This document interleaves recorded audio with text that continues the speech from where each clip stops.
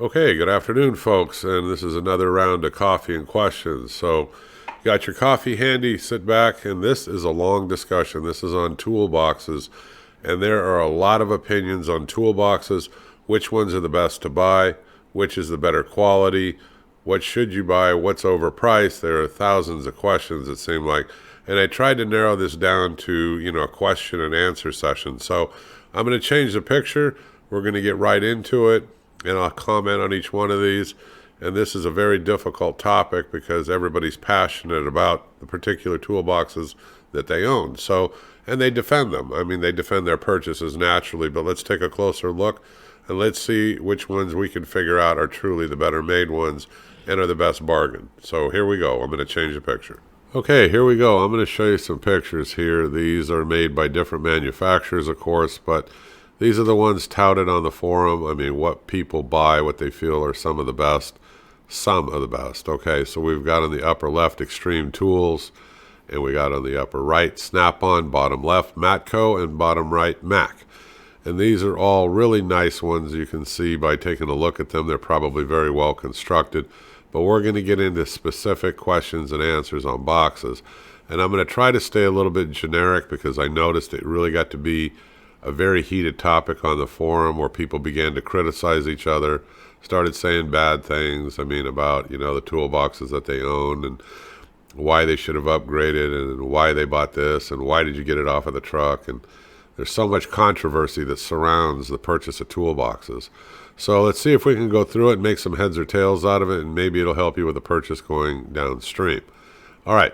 Let's jump right to the questions and answers. Here we go. Okay, we're going to start by making an assumption. You're looking for a toolbox and you're wondering, what it is that you should buy. Now, most toolboxes are overpriced. I think we can all agree on that to some degree. Now, you should take a look. One of the things that you should look at is what gauge steel are these boxes made out of. Are they 12 or 14? It's highly doubtful. Most of these people now are making them out of 18 gauge steel, and they're still charging you $10,000 plus, for these boxes, these triple bays. So it's kind of flimsy junk. Really, if you're looking at the 18 gauge. So you want a better value for what you're spending. Now, one of them on there said you can go look at Kennedy toolboxes. Theirs are made out of, 12 or 14 gauge. I'm not sure. I don't own a Kennedy toolbox. I'm just relaying to you what they said off of the forum, that Kennedy uses, a much better quality sheet metal. That I don't know, but it's a comment. The second comment on here, list prices on all the trucks that come around to the automotive shops are absolutely ridiculous, and you're a fool if you pay that price. I don't know if, mechanics and technicians actually pay the full retail price. There's a lot of times these truck drivers, they give them discounts, and they're fairly good sized. And I know they offer trade-ins for other boxes and so forth. So I don't know so much about that, but I know that, yes, I agree with you. The retail price on the, these truck prices they're ridiculous. Why do I say that about the gauge steel? Well, because I know that, this 18 gauge steel, I've got a toolbox. I had one. I've since sold it. It was made out of this lighter gauge steel. And I know that if you start overloading it with tools, you can actually see the drawer start to sag, and it'll rub on the front of the one below it. So I'm just suggesting you take a look at the quality of the build, from that manufacturer, and make sure you're getting a good gauge steel, because you are going to be putting a lot of weight into these when you consider sockets, wrenches, and things like that. So it's one of the considerations, that I would tell you to make note of, and we'll go through more of them here in a sec as we go down the questions and answers.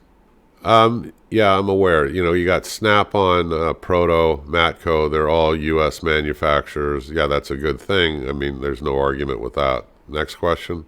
Well, let's just say it's the second thing I would look at. You're asking about drawer slides. I would look at the drawer slide ratings.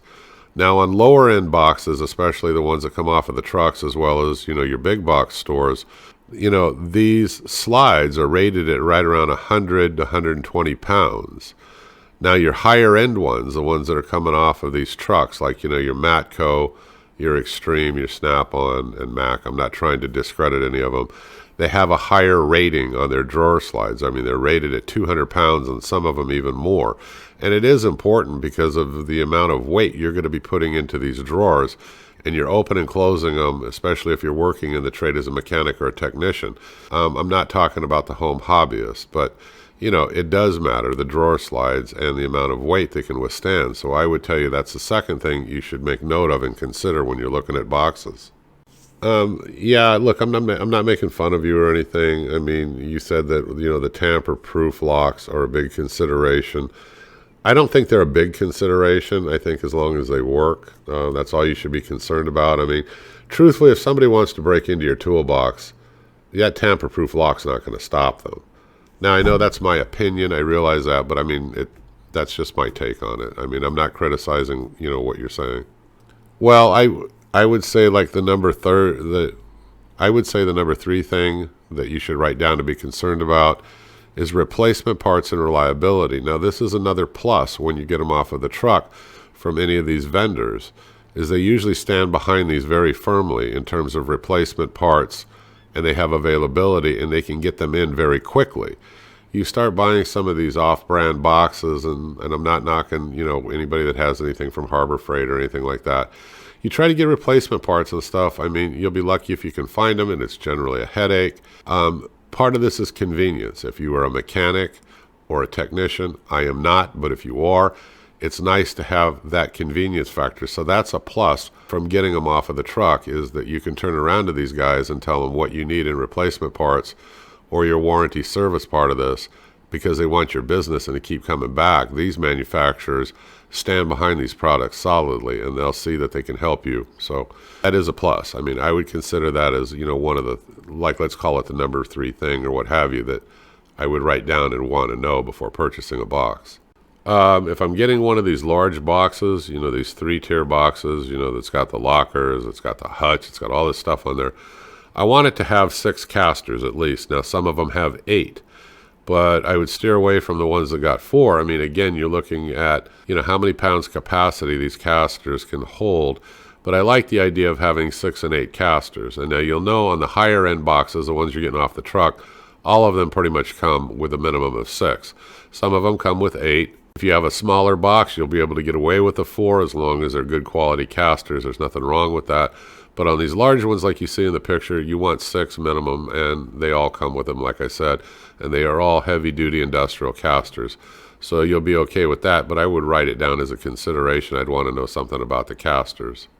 No, I'm talking about right now, like if you're in the trades of a mechanic, or a technician. Let's say that you're not. There's nothing wrong with these mid-level boxes. And what do I mean by mid-level boxes? You got Craftsman, you got Master Force. Master Force you can get off of Menard's website if you wanted to take a look at them. Homac, International, Husky. I mean, all of these, I'm sure I'm missing a lot of other ones. I call them midline. These are good for people like me. I'm like a handyman at home. I work on stuff. I'm not moving it around all day, and I'm not also opening and closing drawers all day long. So, and I don't have one anything like what you see in the pictures here. I just have, like I said, a midline, mid-level box. So that works for me. So you're looking at 2 different aspects. The professional that's working on aircraft, automotive, and they're in the industry, and you're looking another way at like homeowners and handymen like me. I don't need these real high-end boxes. There's nothing wrong with them. I mean, if you're working in the trades, it's probably something you strive to try to get and acquire.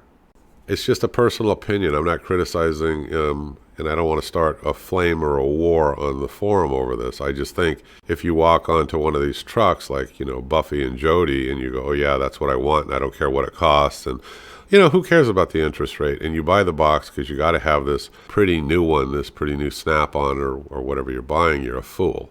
And I think it's very foolish. You're paying top dollar plus the interest and everything else. I mean, there's other ways of going about this, and we'll get into the discussion in a bit, but just an opinion. I'm not trying to start a war over it, but it's foolish. Well, why do I say that? Well, there's a kid that I work with. He was an automotive tech, and we were talking. I mean, he's since quit doing it. But when he was doing it, he bought one of these SnapOn KRL triple banks. Got the lockers, it's got the sides, I mean, it's got all this stuff. And, and he was, I don't want to say bragging, but he was kind of boasting, hey, look, I paid 5 figures for that thing, and that thing is awesome, and I still got it at home, and blah, blah, blah, blah, blah. And I'm like, well, okay. And then he kind of told me what he made as a yearly salary, and I didn't want to say anything to him, but okay, half of your yearly salary is going to pay for this box. To me, that doesn't make a lot of good financial sense. So I didn't say anything because, to each his own. I mean, maybe he'll hang on to the box, forever. And so maybe he considers it a good value. But I just think it's a foolish move to pay full retail for something like this when you're not making that kind of money. That's all. Now, I think the newer people fall into that trap. It's like a status symbol. Hey, I got this new SnapOn triple bank box. It's almost like, who's got the bigger dick, right? So, it's not the box that makes the mechanic or the technician. I would rather, see people save money and maybe you bought it cheaper or what have you, or you got a better deal somewhere along the line. You spent your money on tools because the tools save you time, and the tools are therefore, if they're saving you time, that's what's making you money. Yes, we all want to have nice boxes, but I'm talking about not necessarily just paying full on retail and not trying to get a better deal. Well, no, in the end, my opinion doesn't matter. It's, look, I agree with you. It's their money. They should be able to do what they want. Of course, I totally agree with that. Had I known him real well and knew him ahead of time, I might have tried to talk him out of paying full retail. But I agree. Yeah, it's his money. Spend it on whatever you want. If that's what makes you happy, do it. And the reason why I'm saying that is there's another reason. If I'm a mechanic and I talk to my mechanic, downtown that I take my car to, now he has one of the higher end boxes. I think he's got a Mac Tools one, similar to one in the picture right by me. Well, his point is if I'm opening this box, let's say 15 times an hour or 30 times or every 30 minutes, or he goes, my point is I'm opening and closing this box all day long. He goes, then it becomes incredibly important. Because the cheaper boxes are a pain in the ass because the drawers aren't the same quality, the slides aren't the same quality, the roller bearings in the drawers. And he goes, so you'll know the difference between a cheap box and a really well-made quality box. Well-made quality boxes you're not going to find out at Home Depot and Lowe's. He gets them off of the truck. He bought his off of the Mac truck. When it came around, it's a beautiful setup. It's just like this one here in the picture. And, but he didn't pay full retail either, and I'll explain to you, the reasons why he didn't in a little bit. But my point being, if you're using it all day long and you're in the trade, then yes, I think the higher quality box matters quite a bit, and I understand his point after talking to him. I'm not sure how to respond to your question. What do I think a homeowner, not a mechanic, should pay for a toolbox? I don't know, $500 to $1,000. Look, I got mine off of Craigslist. Mine's a Homac, and I paid. The shop was going out of business. The guy was liquidating everything. It looked almost brand new. And he gave me a couple other magnetic items and things with it. And I paid like $160, $165 for it. And it was an incredible deal. I'm not saying you can get them off Craigslist like that all the time. But part of the fun is in the hunt, right? So Craigslist is a good resource for people that are reselling a lot of these boxes. You just have to be patient and wait. And you can get a really good deal off of Craigslist, and you don't have to pay full retail. It might be scratched up or banged up a little bit, but who cares? It's still the same high-quality made box. That's just my opinion, okay? If you want the brand new shiny thing, go ahead, go for it. And it's like I said, it's not to create an argument. And my mechanic, his advice is get yourself a good, mid-level box. Get a really good one. But then get a really high-end roller cart, the best you can, the best combo. And or he feels that that's the best combination to have. He goes, he's working in a bay, down at a service station here, and that's his setup. He said that over the years, that's what he's found that works the best for him in terms of, cost and reliability. So it's his opinion. Like I said, we're all going to have opinions on here on what we think is the best. Okay, somebody made a comment in here. Why did I put up a picture of extreme boxes? Well, okay, part of it is I know that they cost almost the same. In terms of money. And your comment is they're not really American made. They're made by Chinese kids in a sweatshop in China. Okay, I don't know. I didn't research it that deep. If you did and that's true, don't buy one. Buy one of the others. But I put it up here because there is a lot of reviews that these are incredibly well-made toolboxes, and that's the point of my review. It wasn't to research who was making them in a sweatshop, so not to offend anybody, but that's all I got to say on the topic. Let's move on. So why do I think people buy off of the truck? Well, I suppose if I'm a mechanic technician, like I said in the trades, I'm buying it because of the service and the convenience that I get from them actually coming. That would be the only reason. And why do I say that? It's because of the astronomical prices that they charge. It's ridiculous. So if I was buying anything and I got a horrendous discount, or if I was buying, we're talking about boxes. Now, tools are a different story. It's a matter of convenience, like I said, and I can just walk onto the truck. I can buy a tool that I need, and I can walk off and be right back at work using it. So there's a convenience factor. There's also one there on returns if I wanted to. So there is some pluses, to buying off of a truck if you're in the trades. Tools, not boxes. Unless you get a huge discount. Oh, bad. If I was buying one, what would I buy? I don't know. I would have to put a lot of thought into it. The space configuration would be a big concern to me, so that would be one. Thickness of the sheet metal, yes, definitely. 2, casters, good quality casters, heavy duty ones, that would be a big consideration. The drawer load rating, that would be a big consideration to me. So I would want to know the drawer depth, width, stuff like that, because you're going to want to accommodate larger tools, air tools, things like that. And, the capacity of those slides and what they can hold, because when you start adding a bunch of these tools in, there's a lot of weight. You put a lot of weight in the top drawers of some of these vertical tool chests, it's going to topple over on you.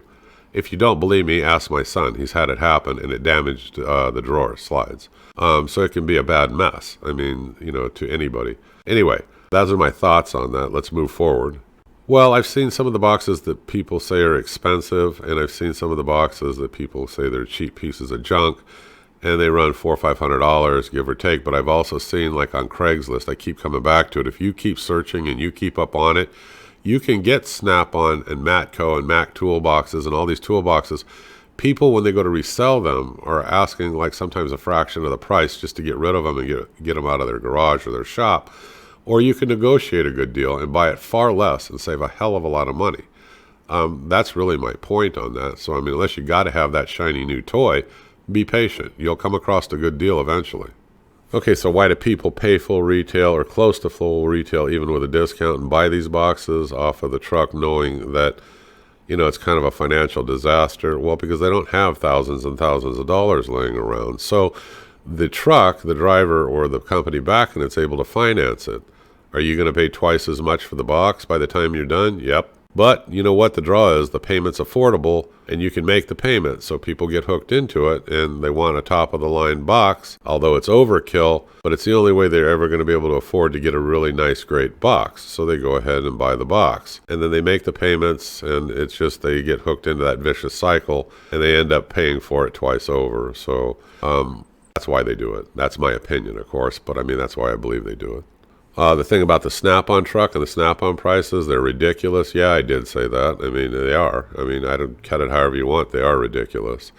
Yes, the drivers give discounts. You've got good parts support. There's good warranty and reliability behind them. Nobody's arguing that. You can also ask these drivers when people go to trade in their other boxes to upgrade if they will let you know when they become available, and then they'll let you know, and sometimes you can get those at a great discount, because the driver doesn't want to hold these boxes that were traded in. So, you can ask him to keep you in mind. That's another tactic. Why do I think people push to buy Snap-on in these boxes? It's ego. Like I told you, who's got the bigger dick? They want something that stands out that says, hey, look, I'm a pro. But that's kind of smoke and mirrors, because just because you own one of these boxes doesn't mean you're any good within your profession. People that have lower-end boxes, like the mechanic downtown, this guy's incredible. How fast he can diagnose and how good he is at what he does. And he doesn't have all these Snap-on, boxes and tool chests surrounding him. He's got what works for him. They are higher-end boxes, but he didn't pay full retail for them either. Because like he told me, it's he'd rather have the cost savings and spend the money on tools than on the box. The box is just holding the tools. So he would rather have more tools, more versatility, and not pump it all into a box. Well, I was talking, I read some of the comments on the forum, and somebody made the comment, why would you want to buy a Ferrari when all you need is a Chevy to go down the road? Or why would you buy a Rolex when a Timex, tells time? That's his analogy, like, why would you do that? Well, I can answer that, and it sounds like I'm going to disagree with you, and it's going to create an argument. Like I said, I'm not trying to create an argument. I don't have a Snap-on toolbox, any of these 3-tiered things, but I do own a Rolex. Okay. And so say, well, I'm going to use your analogy that you just brought up. Why would I have a Rolex when a Timex would do the same job? You're making it sound like, well, I would be foolish to own the Rolex over the Timex, and that's the way you're making it sound. So I want to respond to that. If I take the Rolex and I break it down into all of its individual components, the difference is incredibly clear. Every part is nicer. Every part is made with a higher quality. All the materials are higher quality. All the way down to the last screw of making that Rolex, it's all highest quality that you can put into making a watch. So those small details that I'm talking about make an enormous impact on the end product, right? And I'm going to pay some because for the brand is what you're saying. Yeah, I will. I will pay for the brand name Rolex. If Rolex didn't put their name on things, do you think they'd sell as many watches as they do? Well, of course not. So branding is a huge important thing, in the purchase. I understand that. It's also the quality and the reputation behind the Rolex watch. And the bottom line is, well, why do I, with all those factors aside? Because I simply like the feeling of owning it. Just like a mechanic simply likes the feeling of owning a SnapOn toolbox. And it's made with higher quality parts, all the way probably down to the screws, the same as the Rolex. So you're paying for a hell of an increase in quality in the manufacture and in the ownership of that product. So I don't agree with your analogy so much. I mean, the Ferrari compared to the Chevy, because there's a huge degree of engineering and skill that goes into making that Ferrari. Not to say that there's not in a Chevy, because I own a Chevy truck too. So, my point is, like I said, it's the quality in the end. Yeah, I kind of already answered that on the lower end boxes, why a mechanic may choose not to have like these Harbor Freight boxes. It's like the mechanic, told me, he goes, look, if I'm opening and closing these all day long, and I'm doing it 8 and 12 hours a day, and I'm doing it 5 and 7 days a week, and that's, times, 50 weeks, 52 weeks in a year, whatever. And he goes, it does make a difference. It makes a huge difference because he's in and out of these toolboxes so frequently that the drawer slides and the quality of how these things, roll open and then they roll shut. I mean, it does matter to him, and I understand his point. Now, a homeowner, that's a whole different ballgame, okay? We don't need to open and close them like that all day long working on an automobile. We're handyman, and, you can get away with a nice box, mid-level, and everything's fine. Okay, your rationale to me on, buying, retail, it's nothing to worry about because you can trade it in later on towards another toolbox, and the value is still... No, you know what? That's a bunch of crap, dude. I mean, that you wrote that. I mean, I'm going to totally disagree with you. You're not going to sit there and tell me you paid full retail for a Snap-on box because of the trade-in value in 4 or 5 years. That's the dumbest reason I've ever heard to pay full retail for one of these boxes like this. Trying to convince me of the value on a trade-in? Are you kidding? I don't care how much you lost or whatever. I mean, and if they gave you a high dollar value on trade-in, it's only because you're upgrading by 30, probably 40, 50% to something even more higher end. And so then, in other words, to keep you hooked in the family and keep that money coming in, they're going to make money off of the new toolbox, a lot more off of you on that new toolbox, so they can give you more than on that trade-in on the old toolbox. So you end up being, it's kind of like a sucker bet. I mean, that's, I don't know. I wouldn't do it for that reason. It's silly, so whatever. You don't have to agree with me, okay? That doesn't matter. I have an opinion, so do you. I don't care if you agree with me. I can see the foolishness in it. Yeah, I also understand that a tool truck driver has to make money. I mean, you have this tool truck guy, he comes around to your shop. I mean, he has to make money. I get it, and he needs to make a profit. I get that too. He buys from a wholesaler or he's buying directly from the manufacturer. So then he has to mark it up in order to make money. And he's got to mark it up higher if he has to provide you with financing in order to buy it. So the more there is in distribution channel from the manufacturer to you, the purchaser, the higher the price is going to be. That's my point. That's where a lot of this higher retail pricing comes in. Yeah, now the mechanic friend of mine told me, off of the truck, there was a guy that was going to trade in a toolbox. It was a Snap-on box. It was a KRL 1032. I don't know. It's a triple bank. I'm not sure exactly what it looked like. He's going to buy it. I mean, he ended up getting it for $5,000 because that's what they were going to give the guy on trade-in. Now, that box brand new is about $13,299. So he saves about $8,000 by buying it from the guy before the guy actually trades it in to that truck driver. Now, for him in the trades, that's one hell of a deal. That's an $8,000 cost savings. I get it. But, and for him, I mean, it's going to work out perfectly fine. So, I mean, if you got that kind of a deal, that's the reason why I said, stay in touch with your driver and he'll let you know when these trade-ins come around. And if you can snatch one of these deals, you should do it.